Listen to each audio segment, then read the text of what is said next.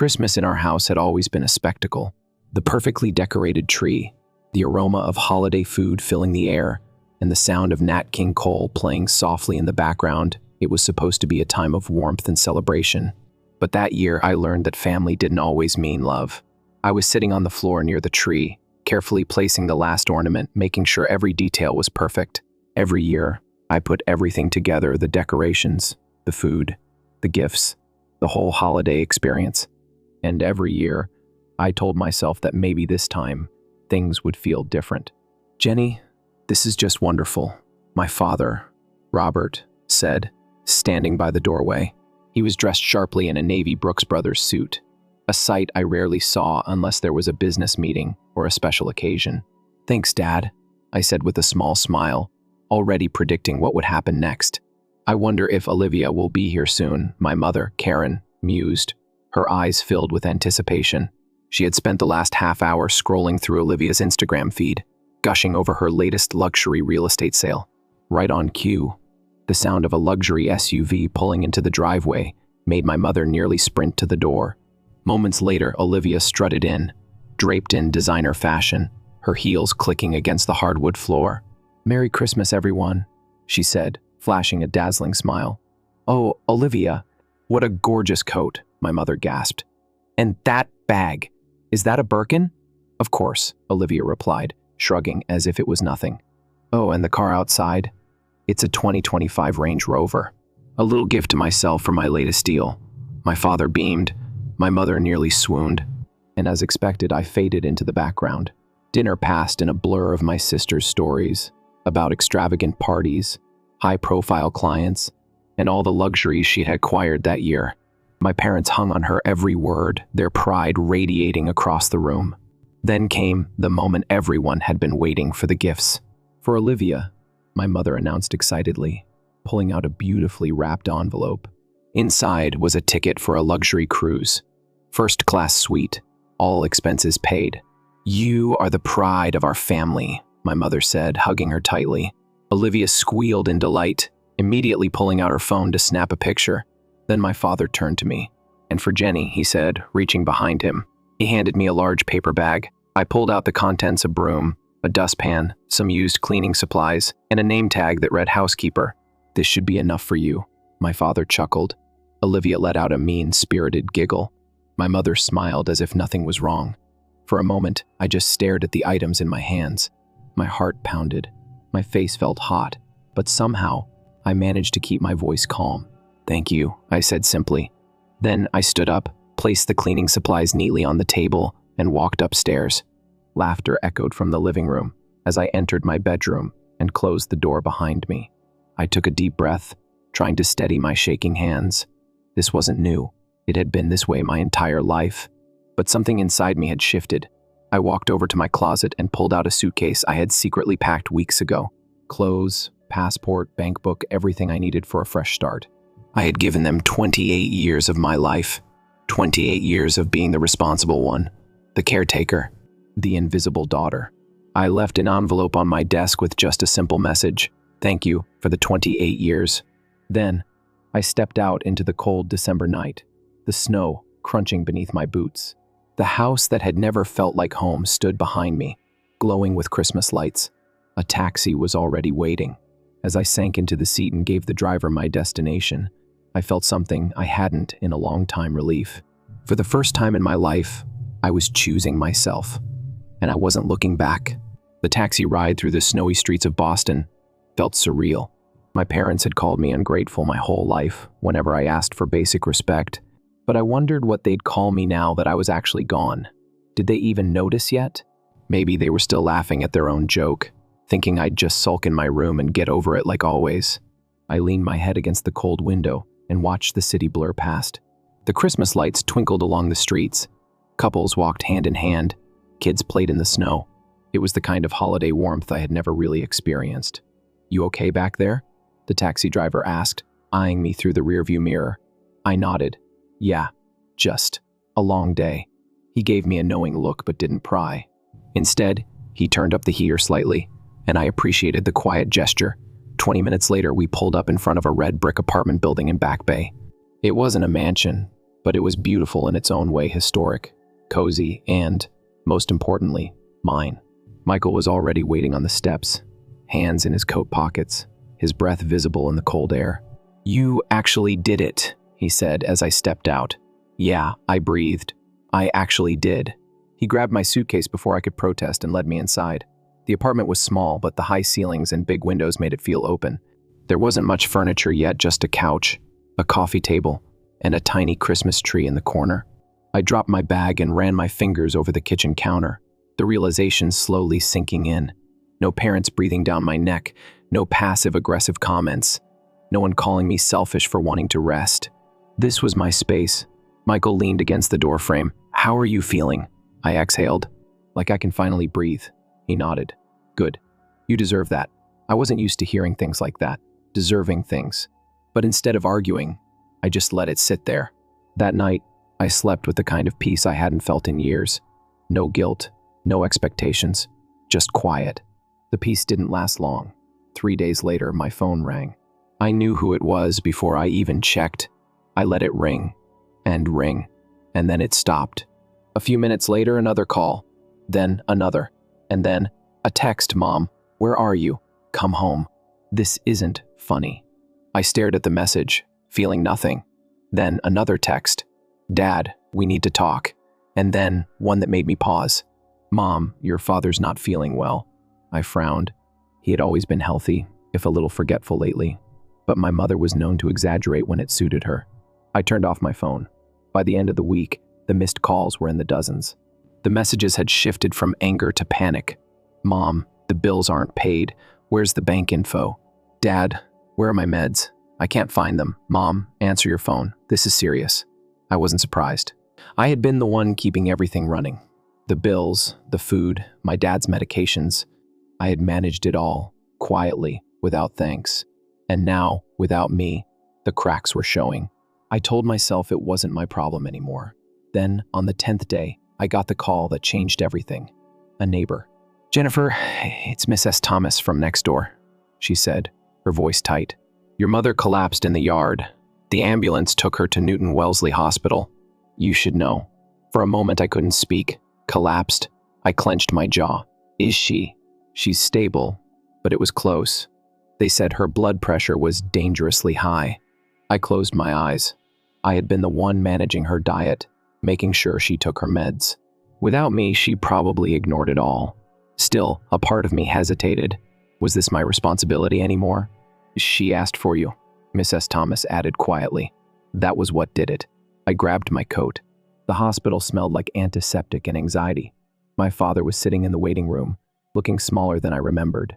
When he saw me, his eyes widened, not with anger, but something else. Relief. "Jennifer." His voice cracked. I sat across from him. "What happened?" He swallowed. "She tried to go to the doctor alone.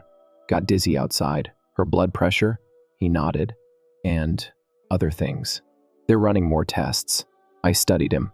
The man who had laughed as he handed me cleaning supplies for Christmas now looked like a lost child. His hands were shaking. And then I noticed something else.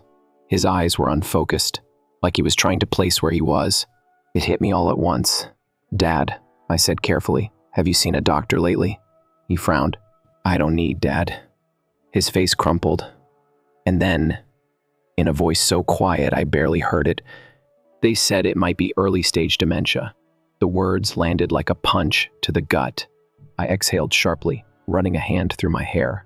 "How long have you known?" "A while." His gaze dropped. "Didn't want to burden you." I almost laughed at the irony. They had never cared about burdening me before. Then, something else clicked. "Where's Olivia?" Silence. I already knew the answer. She was gone. Vanished. And, just like that, I realized the full weight of what was happening. My mother in the hospital.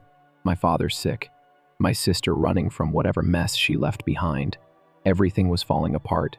And I was the only one left standing. I sat in that hospital waiting room for what felt like hours, my mind spinning. My mother was unconscious. My father was forgetting things. And Olivia, of course, was nowhere to be found. I should have walked away. I had spent my whole life being the responsible one, the afterthought, the one they dumped everything on.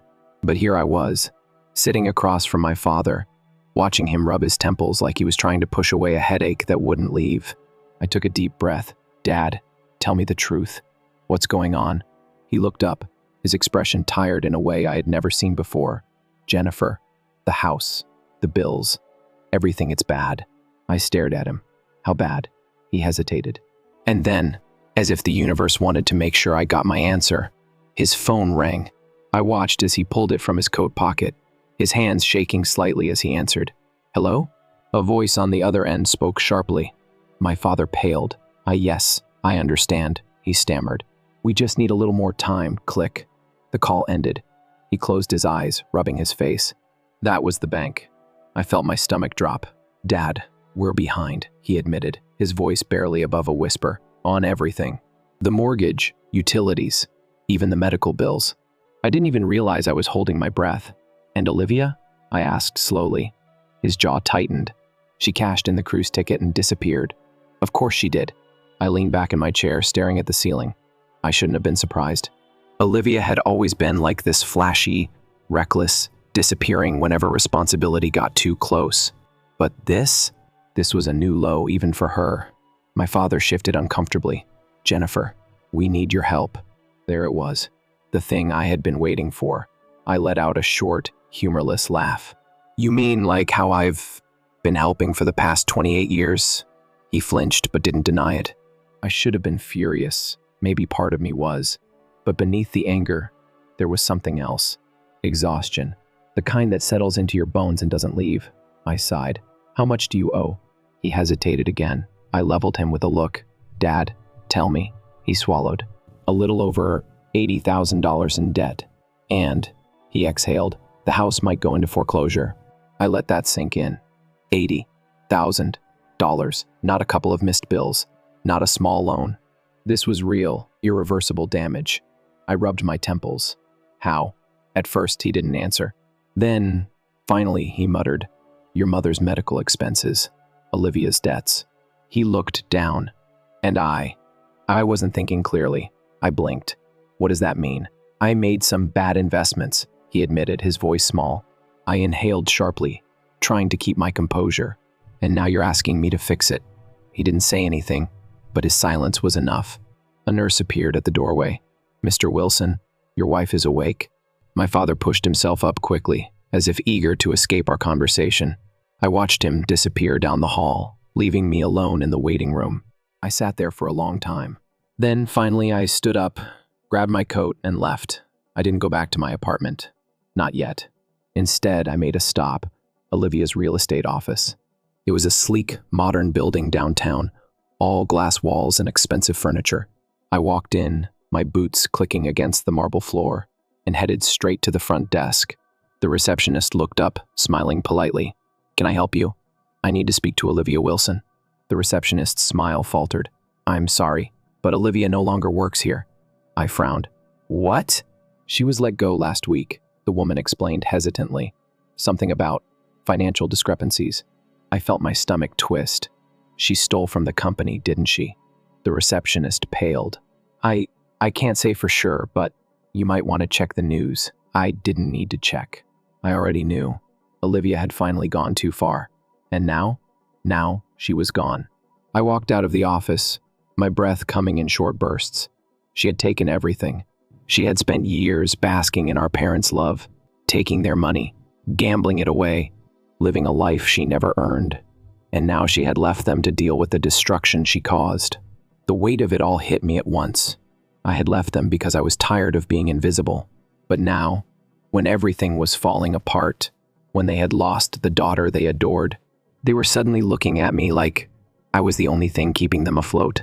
And maybe I was. I pulled out my phone, staring at my father's last text. I could disappear again, block their numbers, let them figure it out on their own. But could I live with that? I exhaled and typed out a message. "Me, I'll be there tomorrow.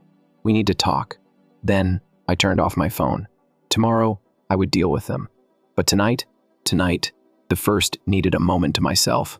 The next morning, I took a deep breath and stepped out into the cold. The air was sharp, biting at my skin as I made my way to my parents' house. Snow had piled up on the sidewalk, untouched. Normally, I would have been the one shoveling it. Their house loomed ahead, looking exactly the same but feeling completely different. The last time I was here, I had left without looking back. Now, I was walking straight into the mess I had tried to escape. When I knocked, there was no hesitation before the door opened. My father stood there, looking older than I remembered. The man who used to be so sure of himself now looked small. He stepped aside without a word and I walked in. The house was a disaster. Dishes piled in the sink, unopened mail scattered across the table. Dust had settled in places that used to be spotless. The air smelled stale, like no one had cared enough to open a window. My mother was sitting on the couch, wrapped in a blanket. She looked up at me, her eyes tired, her face pale. "You came." I didn't answer. Instead, I took off my coat and sat across from them. "We need to be honest about everything," I said, my voice firm. "No more pretending. No more ignoring problems until they explode. We're dealing with this now." My father swallowed. "Where do we start?" I pulled out a notebook from my bag. "Let's start with the debt." They told me everything. The house was months away from foreclosure. My mother's medical bills were piling up. My father's memory issues had been getting worse for over a year, but he had ignored it, convinced he could handle things on his own. And Olivia? She had drained their accounts before vanishing, leaving nothing but unpaid credit cards and a reputation ruined beyond repair. I felt my jaw tighten with every detail. "You should have told me sooner," I said finally. My father exhaled shakily. "We didn't want to burden you." I almost laughed. "That's all you ever did." My mother flinched. "Jennifer." I shook my head. "I'm not saying that to be cruel, but we have to face the truth. I was the one keeping everything together.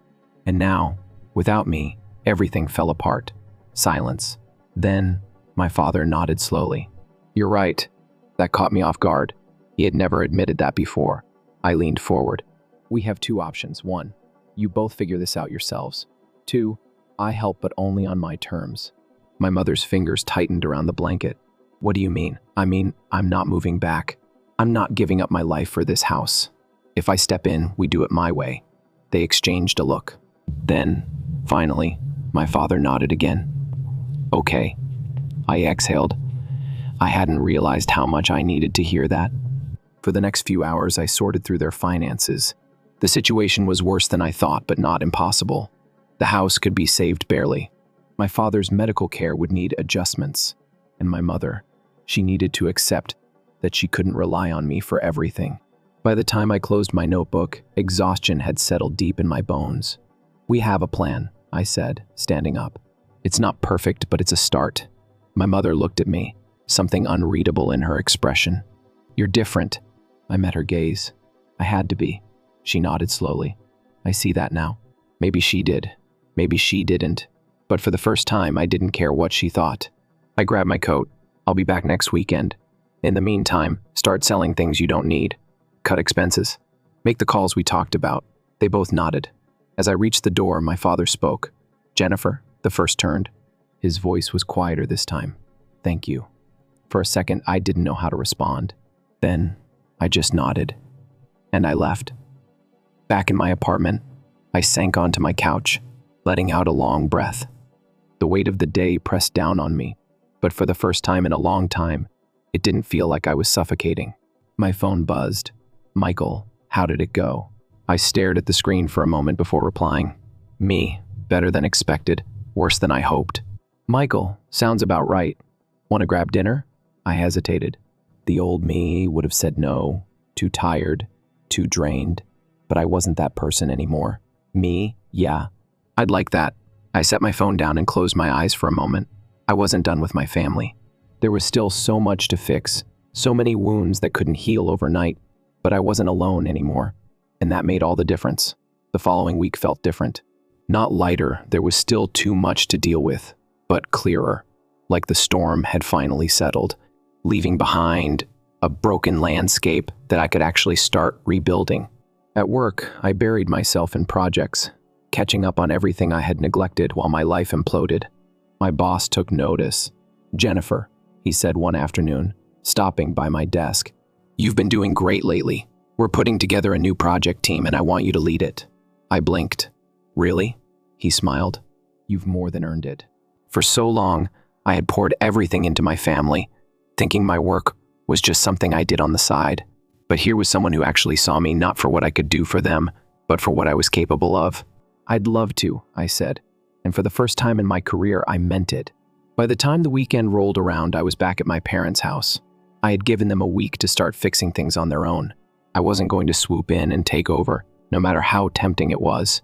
When I walked in, I could already see small changes. The house wasn't spotless, but it wasn't the disaster it had been. The stack of unopened bills was smaller. There was a list on the fridge, labeled expenses to cut, in my mother's careful handwriting. She was trying. My father was sitting at the dining table, a chessboard in front of him. When he saw me, he gestured to the empty chair. "Play around?" he asked. I hesitated, then sat down. "You go first." We played in silence for a while. His movements were slower than they used to be, his focus slipping at times. But he was still sharp, still my father. Halfway through the game, he sighed. "I should have listened to you sooner." I studied him. "Why didn't you?" He moved a piece and stared at the board. "Because admitting I needed you meant admitting I had failed. I let that sit between us. Then, finally, I said, 'You're not a failure, Dad. But you have to let people help you.'" He nodded slowly. "I'm trying." It wasn't a perfect answer, but it was enough. After the game, my mother called me into the kitchen. "I started looking into assisted care programs," she said, handing me a pamphlet. "For your father, just in case." I raised an eyebrow. "I thought you wanted to keep things as they were." She sighed. "I did, but that's not realistic anymore." Hearing her admit that felt almost as shocking as Olivia's betrayal. I flipped through the pamphlet, scanning the options. "This is a good start." She hesitated. "Jennifer, do you think I can do this?" I met her gaze. "You have to." She nodded, and for the first time, I saw something in her eyes I hadn't seen before. Not pride in Olivia, not disappointment in me, determination. The conversation I had been avoiding came 2 days later. I was at my apartment when my phone rang. Unknown number. I almost ignored it, but something told me to answer. I pressed the phone to my ear. "Hello?" A pause. Then a shaky voice. "Jenny?" I froze. "Olivia." My grip on the phone tightened. "Where are you?" She exhaled. "Las Vegas. Rehab." I didn't say anything. I messed up," she admitted. "I know that. I stole from my company. I took money from Mom and Dad. And from you. I screwed everything up." I stayed silent, letting her talk. "They're making me go through this step where I take responsibility," she continued. "And I wanted to call you first." I leaned against the counter, staring at the ceiling. "What do you want from me?" "I don't know." Her voice cracked. I needed to say I'm sorry." I swallowed hard. I had waited years to hear those words. But now that they were here, they didn't fix anything. They didn't erase the damage, but they meant something. "I don't forgive you," I said honestly. She let out a shaky breath. "I get that." I hesitated, then sighed. "But if you're serious about changing, prove it." Another pause. Then, quietly, "Okay." And for the first time in our lives, Olivia didn't try to argue. She just listened. The call with Olivia lingered in my mind for days. I wasn't sure how I felt about it. She had finally admitted the truth, finally said she was sorry, but words were easy. Olivia was an expert at saying the right thing when it benefited her. Still, there was something different this time. She hadn't made excuses. She hadn't begged for money or tried to spin the situation in her favor. She had simply accepted my response. Maybe she really was changing. Maybe. But I wasn't waiting around to find out. Life didn't magically become easy overnight. My parents still had a mountain of financial issues to deal with, and my father's memory wasn't going to get better. But there was progress.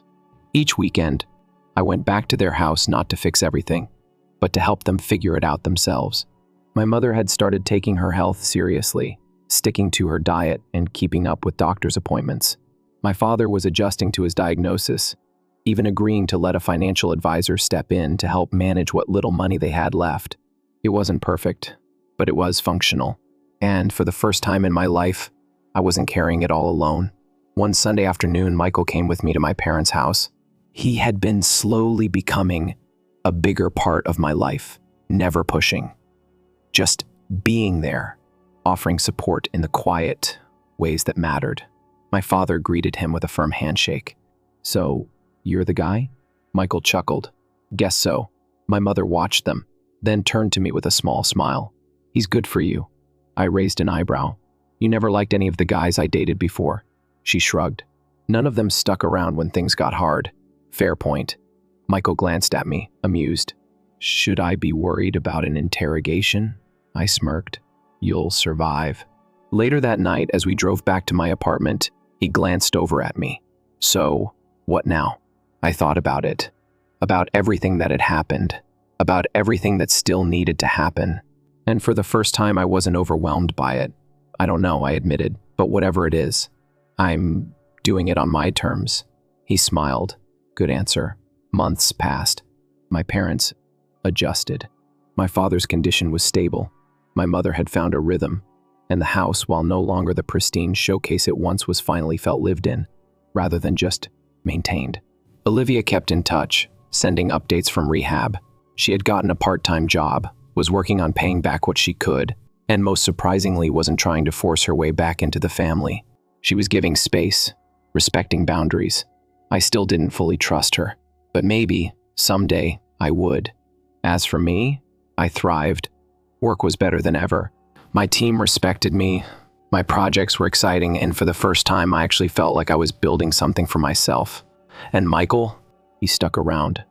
One evening, as we sat on my balcony, watching the city lights flicker in the distance, he reached for my hand. You ever think about what life would have been like if you never left that night? I exhaled. Yeah, and I squeezed his hand. I don't regret it. The old me would have. She would have wondered if she had done the right thing, if she had abandoned her family, if she should have stayed and suffered quietly. But I wasn't that girl anymore. I had saved myself, and that was enough. Story 2, my family said we have our own lives to manage and declined to assist with my medical expenses. They now require a favor, though. I've also mastered the art of refusal. As I gazed at the CT scan findings, the fluorescent lights in the doctor's office hummed above. My hands are shaking. Every other word that Dr. Harrison spoke was muffled by the term tumor, which reverberated in my ears. Cynthia is who I am. I never thought I'd have to deal with a rare kind of cancer that would be more expensive to treat than my yearly wage. The good news is we caught it early, stated Dr. Harrison in a kind but authoritative tone, adding that treatment will begin right away. You have a very good prognosis, but we must begin immediately. My throat was constricted as I gave a robotic nod. What will the price be? When she cited the number, I felt sick to my stomach. I would go bankrupt from the out-of-pocket costs, even with insurance. Asking my family for assistance was my only choice. I practiced what I would say that night while sitting in my car outside my parents' large suburban house. Even though the Lynch family wasn't very hospitable, they couldn't possibly abandon me now. I inhaled deeply before approaching the front door. Mom responded with her elegant hair and high-end attire, which stood in sharp contrast to my unkempt look. We didn't expect you, Cynthia. I continued, my voice breaking. I need to talk to everyone. It's crucial. In the living room, Dad and my sister Peyton were watching a reality television program. Even after Dad turned off the TV, Peyton continued to browse her phone. Today, I received the results of certain tests. I started taking the medical records out of my backpack. I have a rare kind of lymphoma. The cost of the therapy is high. How much does it cost? Dad broke into his already increasing business psyche. I revealed the figure to them. There was silence in the room. That exceeds my down payment for a home. Peyton eventually looked up from her phone and sneered. I fought back tears as I said, I know it's a lot, but the doctor says if we start therapy immediately, Dad raised his eyebrows. Cynthia, the family business is currently undergoing a phase of expansion. The majority of our liquid assets are invested in new projects. Mom shuffled on the couch uneasily. Have you considered lending options or payment arrangements, sweetie? What I was hearing was unbelievable. I've already looked over everything, Mom. I would be crushed by the interest rates. I believed that family would support family. Dad firmly stated, we have our own lives to think about. We have already agreed to contribute to the down payment on our home, and Peyton's wedding is quickly approaching. The family's financial security cannot be compromised. But my voice in danger rose. I am discussing my life. Avoid being theatrical. Peyton gave an eye roll. You're not going to die tomorrow. My legs trembled as I got to my feet. In fact, it is precisely what may occur if therapy is not received. Cynthia, I resisted as Mom grabbed for my hand. We just cannot at this time. Don't you understand? I gave them all a look. Dad's grim expression. Mom's are empathetic. Peyton's total lack of interest. I was descended from these individuals, but they were strangers in this instant. Yes, I completely understand. As I gathered my belongings, I remarked, I know you put your comfort ahead of my life when I needed you the most. That's unfair now, Dad began, but I interrupted him. No, watching you spend thousands of dollars on Peyton's wedding while telling me that my life isn't worth investing in is unfair. I turned around one more time as I made my way to the door. Don't stress over your valuable financial security. I will never again ask for anything. Hold on, Cynthia. As I drove home through tears, I was practically halfway to my car when Mom yelled after me. My buddy Layla texted me and my phone buzzed. How was it? Do you want me to visit? Unable to see through my tears, I stopped and typed. No, they said. In fact, they declined. She responded right away. I will be bringing reinforcements when I arrive. This is not unique to you. I'm sitting in my car while the sunset paints the sky in pink and orange hues. Something changed within me. The destruction caused by the betrayal of my family remained, but something else grew with it: willpower. I would have to battle more for myself if my own blood didn't defend me. After wiping away my tears, I restarted the vehicle. Even though my family may have written me off, my narrative didn't stop there. A fresh one was just getting started, one where I would search for strength in unexpected places. As promised, Layla arrived at my flat with a woman I had never met before and 2 bottles of wine.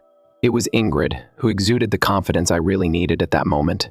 First things first, Layla said as she filled mismatched coffee mugs with wine. We won't leave you to deal with this alone.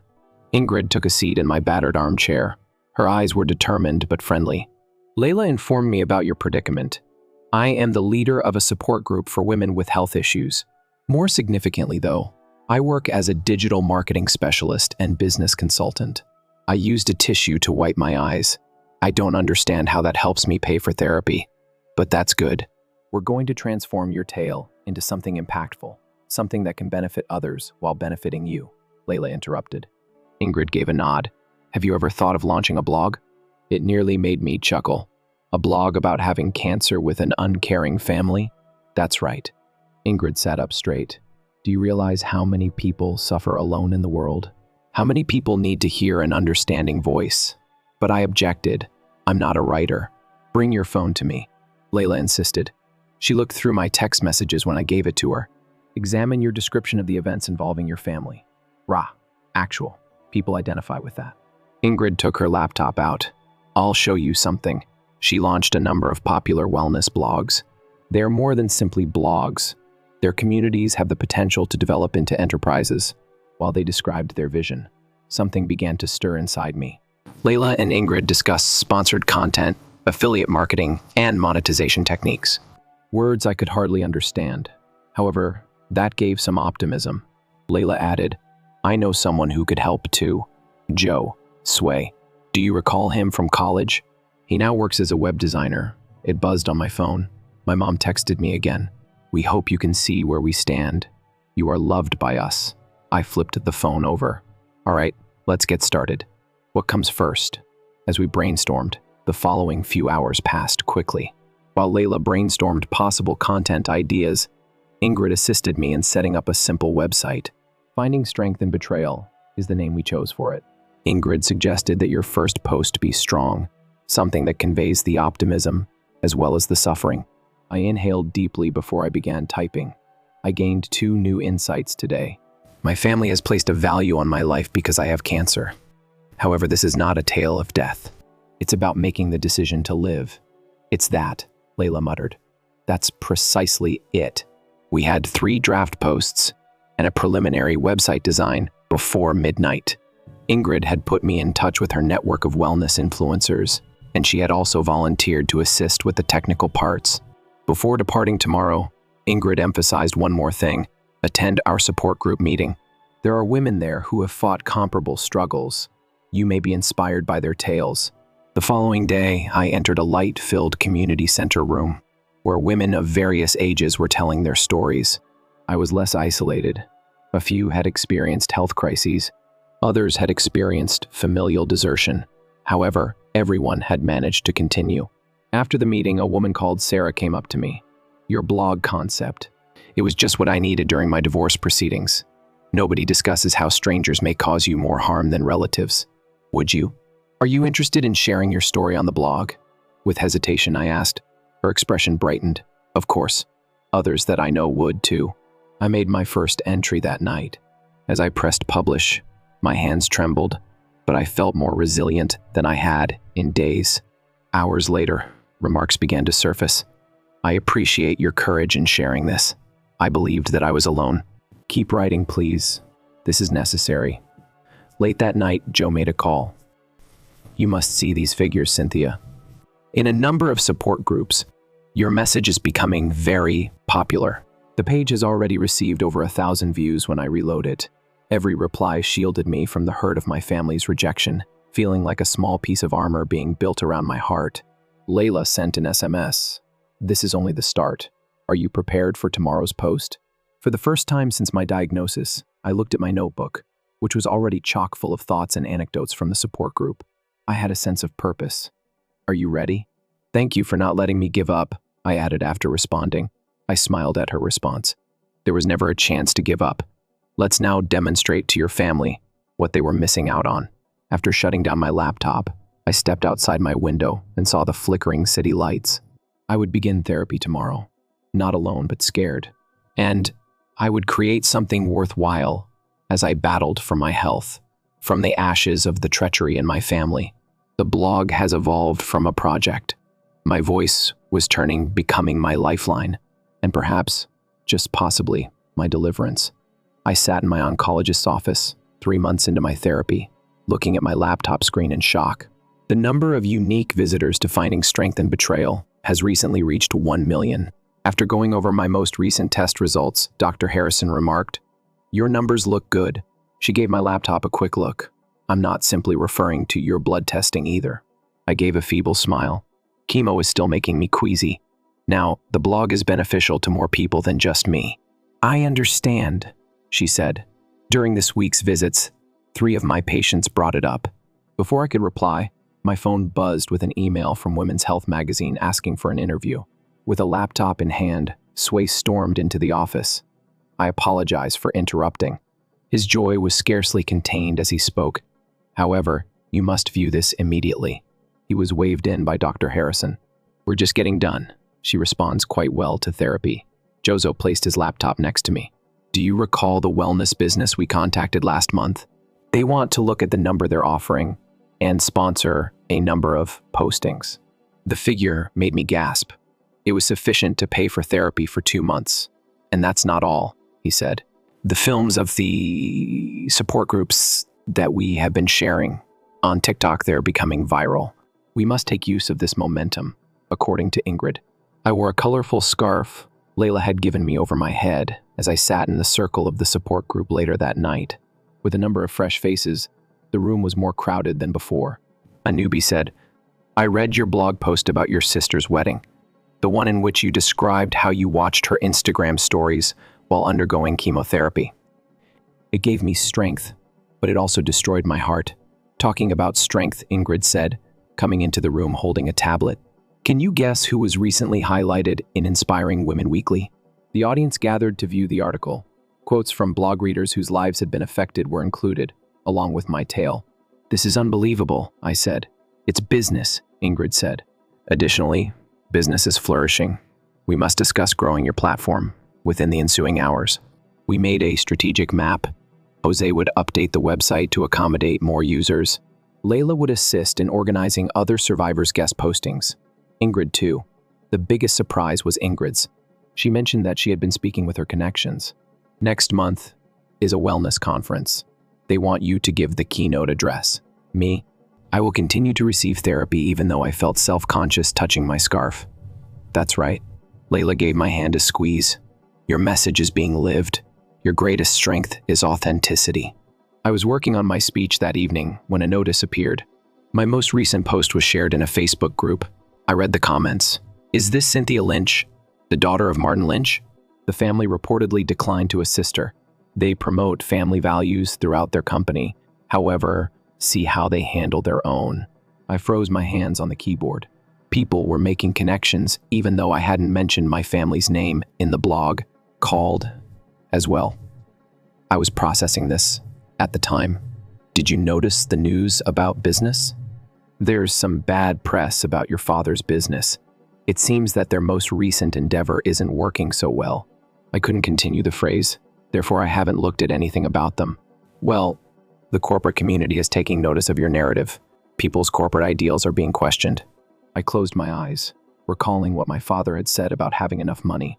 Now, their valuable company reputation could be impacted by my narrative. Ingrid brought additional news to my flat the next morning. The wellness business wishes to increase sponsorship. They are discussing a range of products under your brand, including self-care boxes, wellness planners, notebooks, and product lines. My name? I gave a feeble laugh. I was barely surviving 6 months ago. And now, she stated firmly, you're prospering. It's evident from your most recent blood testing. Your blog's traffic demonstrates this.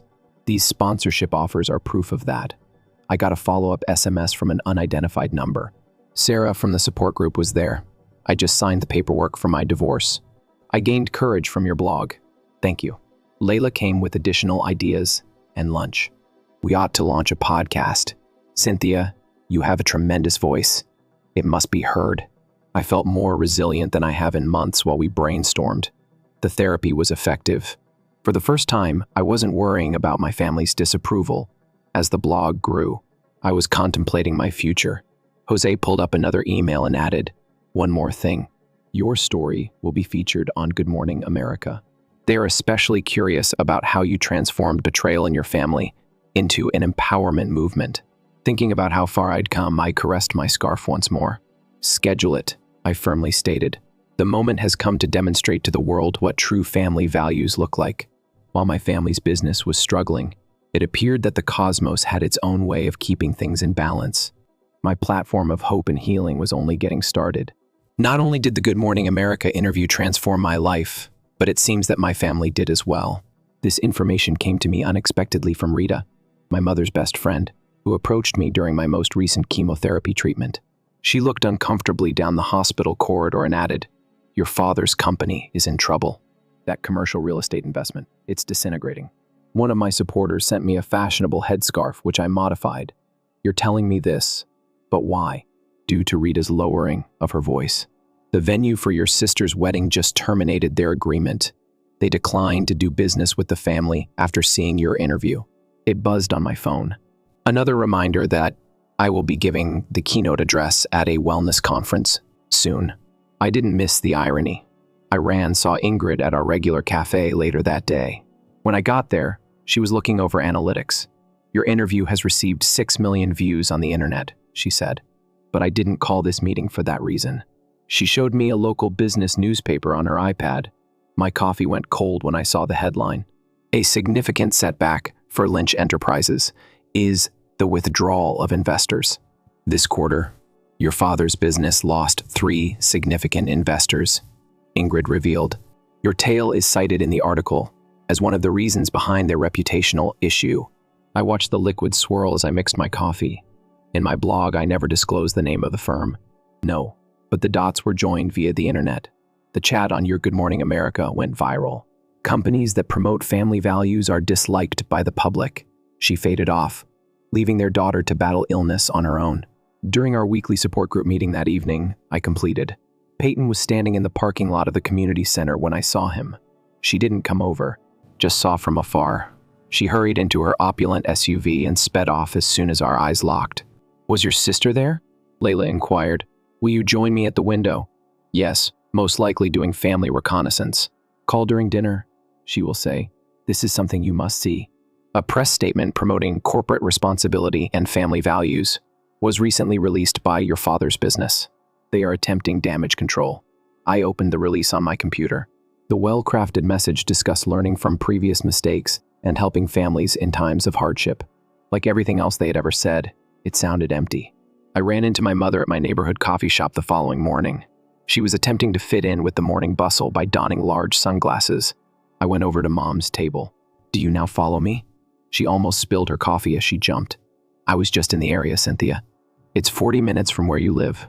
She took off her sunglasses to show off her weary eyes. At home, things are difficult. He's not sleeping, your dad. The company. Should I feel sorry for myself here? After months of barely sleeping, vomiting from chemotherapy, and worrying about how I was going to pay my medical costs, I sat down across from her. We messed up, she muttered. Now we can see that. No. I got up and went to get my coffee. Only the repercussions are visible to you. Ingrid gave me additional news items that afternoon as my team and I were having a strategy discussion. The family's company was losing customers. The family of Peyton's fiancé was reevaluating their company merger. It was intended to take place following the wedding. Ingrid said, "Your tale has become a spark. Individuals are utilizing it to analyze their company values and family relationships." Layla looked at her phone. In relation to that, 3 other wellness companies are interested in collaborating with you. They notably praised your sincerity in dealing with trauma in the family. My phone, a number I hadn't seen in months, rang just as I was ready to reply. My dad. "Don't respond," Layla said. I let the voicemail go. I listened to his message alone in my flat later that evening. "Cynthia, we must speak. The situation is complex. Give me a call back, please." After deleting the message, I started working on my blog on my laptop. The topic of today's post was recovering from deeper wounds of betrayal, as well as cancer. Another email with my most recent blood work results, which revealed the medication was functioning better than anticipated, arrived as I was typing. Once more, my phone buzzed. Peyton texted, "Dad isn't feeling good. He's feeling the effects of the tension. We must speak." I went back to my blog article after closing my mails without replying. As I wrote, the screen's cursor blinked. The cosmos occasionally imparts knowledge in its own unique way. Karma doesn't always require our assistance. I knew my family was finally facing their own restless night somewhere across town, as the city lights twinkled outside my window. However, in contrast to those gloomy times when I battled cancer by myself, I now had something others did not. A supportive group and the understanding that I had used their rejection as fuel to build my own achievement. On a Tuesday morning, while I was wrapping up my last session of treatment, I received the email from Peyton. I recently received the finest news from my oncologist. I had gone into remission. "Let's meet at Riverside Cafe, please." Peyton read his message. "Me and you alone. No social media, no blogs. I beseech you." Layla was present to celebrate the news of my remission, so I showed her the email. "Will you go?" She squeezed my hand and asked. We both knew I would, but I said, "I don't know. Even if we dislike the answers, there are certain questions that must be answered." When I got there, the cafe was empty. Sitting at a table in the corner, Peyton's expensive attire was significantly less ostentatious than normal. Her finger did not have the diamond engagement ring on it. "You look." She came to life. Sliding into the booth, I provided. "Yes. Thanks to our family, no." She winced. "I'm worthy of that. Everyone does." She showed me a number of emails on her phone. The wedding has begun. Marcus's family decided not to participate in the merger. They said that a family that might be trustworthy was untrustworthy. Her voice broke. Their daughter wouldn't perish as a result. She muttered, "We didn't think you were going to die." Dad answered, "We thought you were exaggerating." Dad made the necessary statements to support his decisions, like he's doing today with his press releases about family values. I interrupted her. A waitress came over. I placed an order for herbal tea, my standard after chemotherapy. Peyton made no orders. "The business is collapsing," she added. "Yesterday, Dad's largest investor withdrew. They brought up moral questions about family leadership. That's what makes karma intriguing. Please, Cynthia." Once more, her voice broke. "We require assistance. Dad is discussing filing for bankruptcy. Mom takes medicine for anxiety. Everything we constructed. Anything you constructed." I bent over. I made Peyton something. I created it as I battled for my life, dealt with trauma, and dealt with the reality that my own family prioritized their comfort over my survival. She made a move for my hand. I retreated.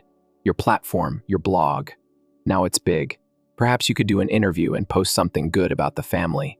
There was no comedy in my laughter. "Do you want me to save you by using my success, the success I gained from your rejection?" "We remain family," she begged.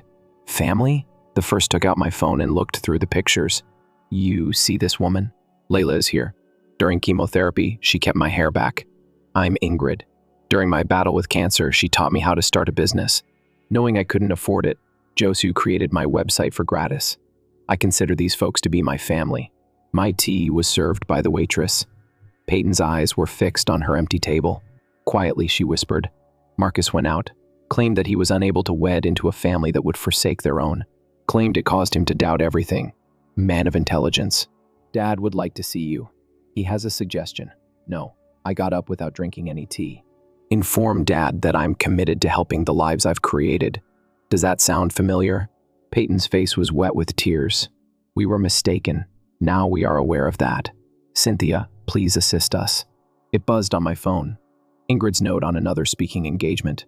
My entire course of therapy could have been paid for with the amount they were offering. What's the worst thing, you know? I said, getting my belongings together. Back then, I would have assisted you. For my family, I would have sacrificed all I have. But I learned something important from you. Family is often merely a word used to describe what someone wants. What should I tell Dad, in your opinion? I stopped and turned to face my sister, examining her closely. Her desperation was clearly visible through her expensive clothing. The golden kid of the family, depressed by the same karma that had raised me. Express my gratitude to him. Feeling thankful, she seemed perplexed. I might never have discovered my true strength if you had assisted me. I may never have constructed anything of value.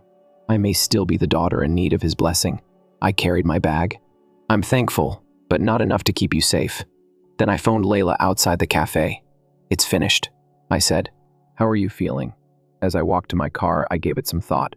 Free, I said, at last. Totally free. Peyton texted me again, and my phone buzzed. For the sake of Mom, please think again. Without replying, I removed it and went to my blog. The distinction between family by blood and family by choice will be discussed in today's post, along with how the universe occasionally takes away what we believe we need in order to reveal what we truly deserve. When I went home, I passed the building where my father's business was located. The logo, which had previously been so powerful, now appeared little and unimportant, much like their control over me. As I got ready to give my keynote address, the wellness conference room was alive with activity. Layla fixed my silk scarf backstage. I had made the scarves my signature, but my hair was coming back. Joseph murmured, looking through the curtain, "Your father's in the audience." My note cards froze in my hands. What? Center third row. He's with Peyton and your mom. With a tablet in hand, Ingrid emerged. We can have them taken out by security. I gave a head shake. No. Allow them to remain. Let them hear it all. 5 minutes was indicated by the stage manager. Layla gave my hand a squeeze. Are you certain you want to deliver a new speech? I said. It's time for the whole truth. As I stepped onto the platform, the conference organizer introduced me, and the lights went down. My face felt heated under the lights. I mentioned that my family was among the 300 persons seated in the audience. I started 6 months ago. I heard the term cancer as I was sitting in a doctor's office. However, my survival story doesn't start there. Watching my family choose their comfort above my existence in the living room is where it all starts. I watched my mom wince.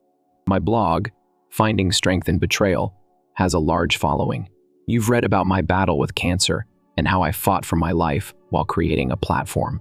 However, I have another topic I would want to discuss today, the cost of refusing. Dad shuffled in his chair uneasily. When we refuse assistance to those who are most in need, we do more than simply harm them. We initiate a series of events that culminate in a full circle. Some refer to it as karma. I refer to it as consequence. Peyton's gaze was fixed on her lap. My sister approached me for assistance last week. Their company is failing. They have ruined their reputations. They expected me to save them by using my platform, the exact platform I created, in response to their rejection. The auditorium echoed with murmurs. There was a gasp. Here's what they don't comprehend, though. It's no longer simply about me on this platform. It is about everyone who has ever been told that the comfort of another person is more important than their own life. It's about all the survivors who had to rely on their own strength. In my pocket, my phone buzzed. My family is probably going to make another request. I choose to disregard it. A mom with a daughter battling leukemia sent me a note yesterday.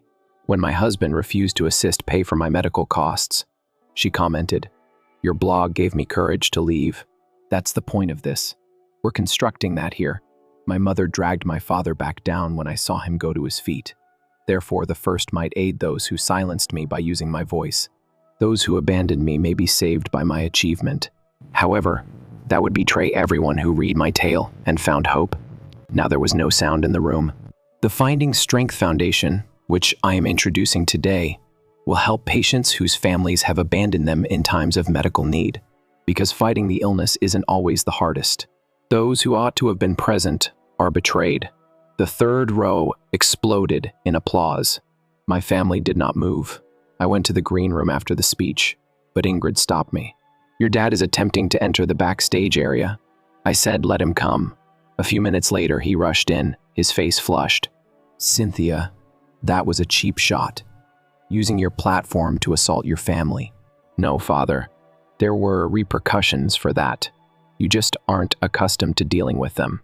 His voice broke as he replied, we made a mistake. Now we are aware of that.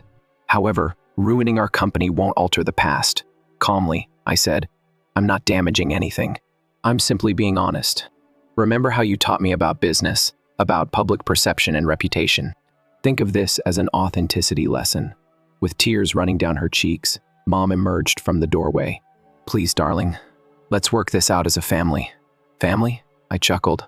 What's humorous, do you?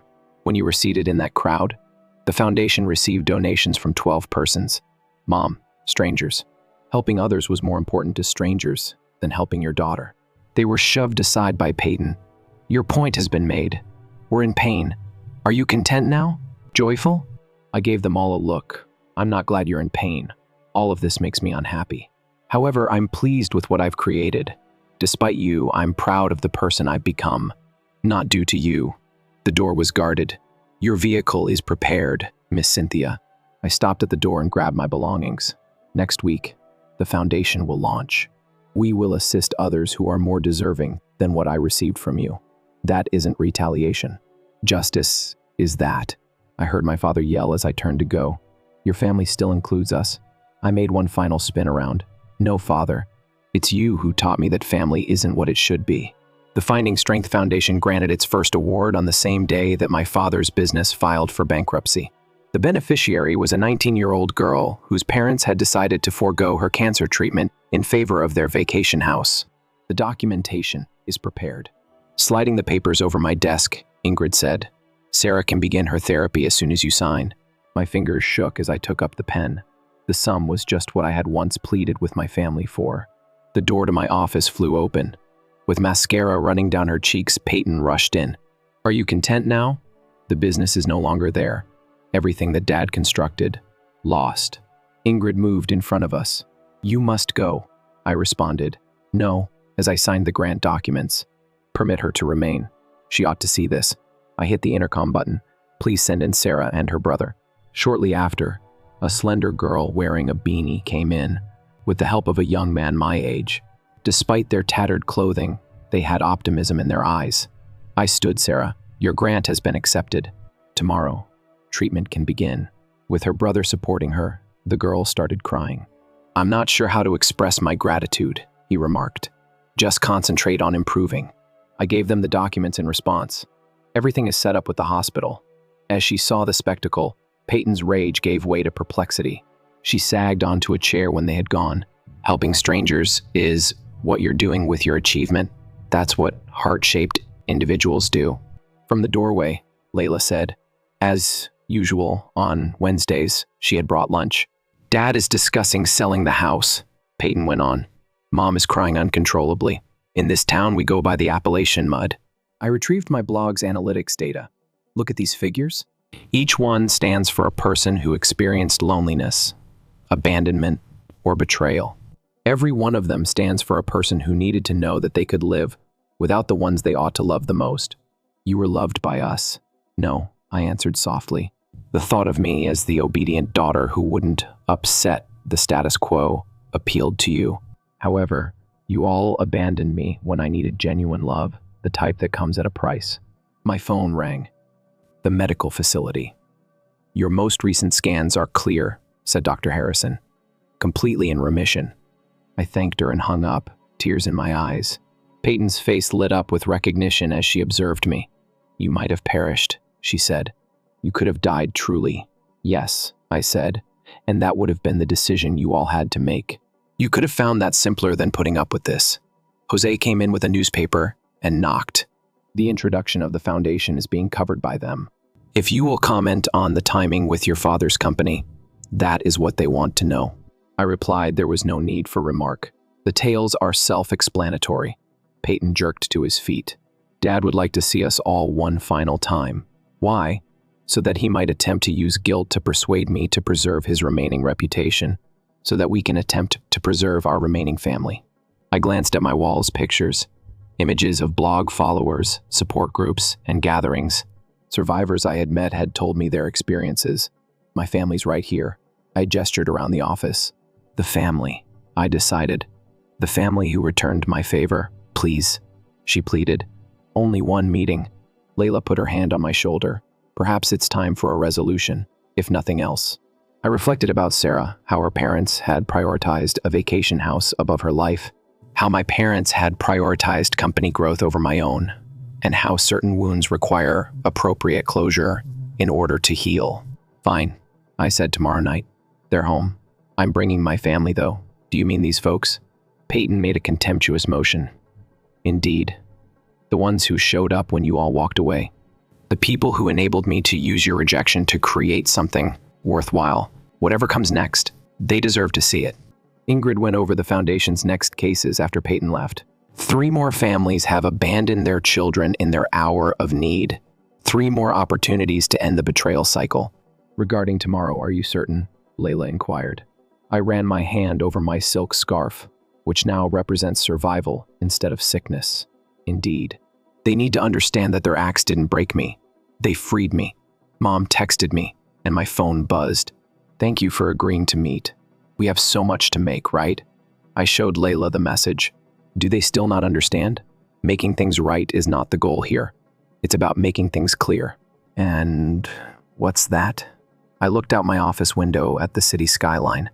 That sometimes losing everything you thought you needed makes room for everything you deserve.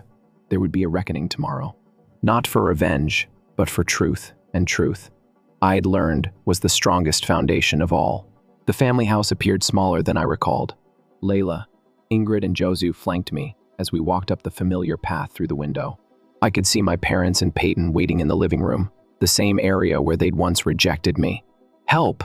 Are you ready?" Layla gave my hand a squeeze. I nodded and rang the doorbell. Mom opened the door, her designer clothes replaced by simple jeans and a sweater. The house behind her was half packed in boxes. She eyed my support staff and remarked, "You brought everyone. I brought my family." I corrected her. Dad stood as we entered. His face aged years since I'd last seen him up close. "Cynthia, we've been doing a lot of thinking." "No," I interrupted him. "You're going to listen first." I pulled out my phone and opened a video. Sarah's thank you message to the foundation. "Watch this." As Sarah's speech filled the room, silence descended. Before the foundation, "Help me." My parents said keeping their vacation home was more important than my treatment. After reading Cynthia's blog, I came to the realization that I was not alone. To help you understand what love is when you find it, sometimes the family you are born into teaches you what it isn't. I stopped the video. Tomorrow is the girl's first day of treatment. She'll live because strangers cared more for her life than her own family did. Does that sound familiar? We were mistaken. Dad's voice broke. Now we are aware of that. False. Ingrid stepped forward. You were more than mistaken. You were unkind. You don't belong here. Peyton started. Actually, it is, I interrupted. These folks earned their spot. They arrived.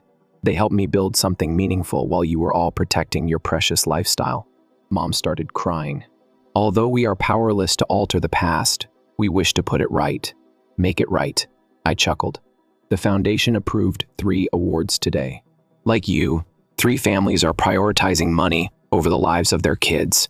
You didn't simply let me down. You're part of a pattern I'm attempting to break.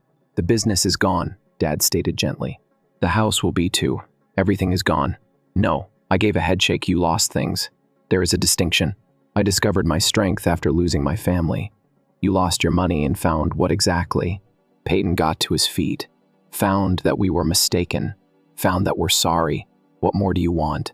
Calmly, I said, I don't want anything from you. That's what you still don't understand. I'm not here for reconciliation. I am here to demonstrate that your refusal to assist me was not your greatest error. It was thinking I couldn't exist without you. I pulled up my blog on my phone. This is my final post about the drama in our family. After this, you don't get to be part of my tale anymore. You'll just be the cautionary tale that helped other people choose better than you did. So, that's it? Mom muttered.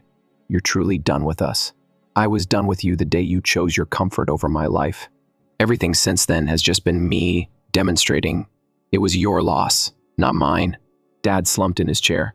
Next week marks the beginning of the company's bankruptcy proceedings. Your story. It really destroyed us. No, Joshua raised his voice. Your choices destroyed you.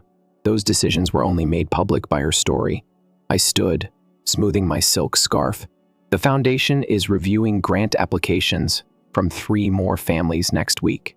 That's where I choose to focus my energy now, helping people heal from what you represent. And us, Peyton asked, how should we proceed? Whatever you want, but do it knowing this. Every time you look in the mirror, you'll see the people who failed when it mattered most. That's not my burden anymore. It's yours. I walked to the door, my real family following. At the threshold, I made one final spin around. Thank you, I said. For what? Mom asked through tears. For showing me exactly what I never want to be. The foundation will aid hundreds of individuals because you taught me the cost of choosing wrong. Your legacy isn't the business you lost. It's the lives that will be saved because of your failure. Outside the evening, air felt clean, fresh.